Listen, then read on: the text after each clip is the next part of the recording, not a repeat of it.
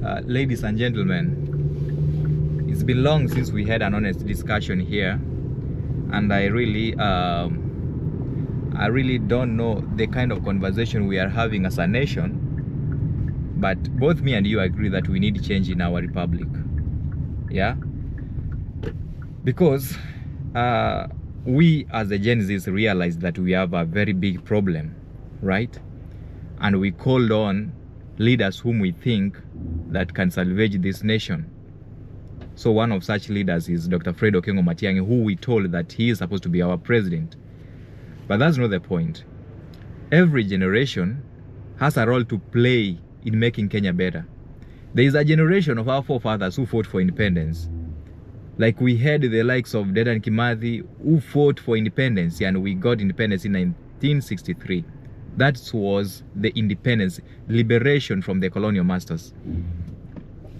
Then after that, after now Kenya gained self-rule, we had the likes of Kenneth Matiba, Charles Rubia, Jaramogi Oginga Odinga, those people who fought for multi-party democracy and forced Daniel Moi to repeal Section 2A of the Kenyan Constitution in 1992. So that generation played a very big role in making our country a better republic, right? So there's also another generation like the likes of Raila Amolo Odinga, who brought us the 2010 Constitution that is the only thing that we have to call our own, a Kenyan book that is also almost the best in Africa. In fact, it's the best in Africa and in the world, if I may say so, because I know the Kenyan Constitution was written by the best men there is, right? People who represented us in making the 2010 Constitution were the best, right? So that generation played their part. So all that long, we have been liberated socially, politically, religiously. Now, we want an economic liberation. And now this is the fourth and final liberation of the Republic of Kenya. And that is the role now the Gen Zs are playing. So our generation is supposed to bring economic liberation to the Republic of Kenya, so that people wakae na pesa mfukoni. Yeah? Not all those narratives are wakora and wash and terrorists who are just masquerading as leaders. Yeah? So there's a generation that brought us all these problems, and that's the generation that is led by William Samoei Ruto. That generation has brought a lot of problems to the Republic of Kenya. So to liberate this country economically, we need somebody who is a worker, an honest worker, not a politician, because we don't need political liberation. That has been done long time ago. Now we need economic liberation. Yeah? And the only person who can economically liberate Kenya is Dr. Fred Okengo Matiang'i, Mr. Fix-It. So us as Gen Zs, in fact, I led the delegation of the people who called Dr. Fred Matiang'i. We called him, sat him down, and told him, because we have seen how you work, and we've seen what you've done to our nation when you have worked in the dockets of the at a position of the cabinet secretary.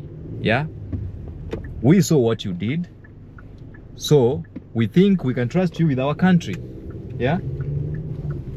So once we trusted Dr. Fred Matiang'i with our nation, he accepted. He had a role in the World Bank, a job that's paying very well, maybe 3 times the salary of our president in Kenya. But he said because of his love for the country, he can come, help us set pace for our nation and leave the leadership for the youth. Because there's no way somebody who is maybe having 10 years or 5 years to live can make decisions that are going to affect us who have around 50 or 60 years to live. That one, as Gen Zs, we said no. We said we need somebody who is handy, a worker, to take the power and put it in a position where a very young person can take the power. Because we all know that Kenya, at some point behind here, was not ready for a youth leader, right? And many people can't trust the youth, but Dr. Fred Okengo Matiang'i believes in the youth. And part of our MOU was Dr. Fred Okengo Matiang'i will take the power, consolidate the power, fix the things that have been destroyed by the generation led by William Samoei Ruto. After he fixes the nation, then he will leave the leadership for the owners, who are the youths of this country. Yeah. So all these people and all this noise that I'm seeing here, people now trying to politicize every move, everything that is being done by Dr. Fred Okengo Matiang'i. Just know that Dr. Fred Okengo Matiang'i is not a politician. Yeah, Fred Matiang'i is not a politician.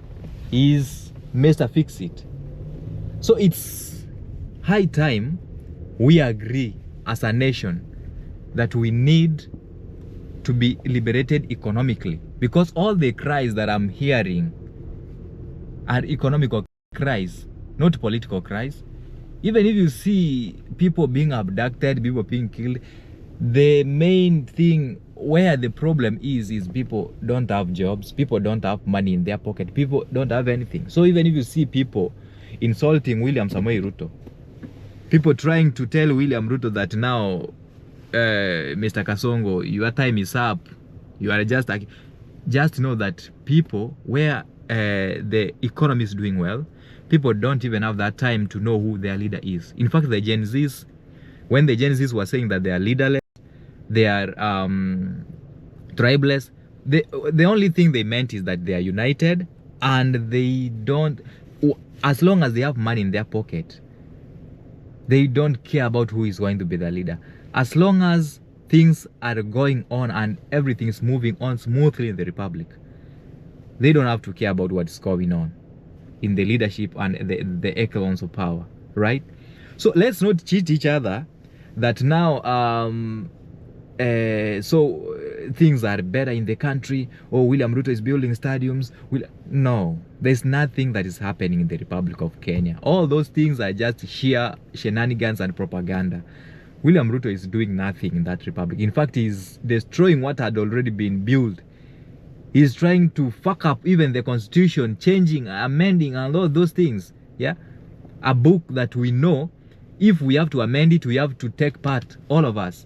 Not going to do some sham public participation somewhere for people who don't even exist, then come and tell us that now you want to amend the constitution. William Ruto, you can't do that, right? And there's nobody who fears you. Now, the most crucial thing is, Gen Zs, after you said that Dr. Fred Okengo Matiang'i is going to be your leader, okay? Once you told us that now we have a backup, that is Dr. Fred Matiang'i, we cannot put Dr. Fred Okengo Matiang'i in that seat without registering as voters. So if you want to experience the fourth and final liberation of the nation, we have to go and register as voters, so that after we register as voters, then we know we have our weapon against the current tyrannical and despotic regime. Yeah?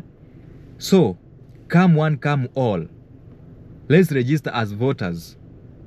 And in 2027, by 6 a.m., we have sent this regime home.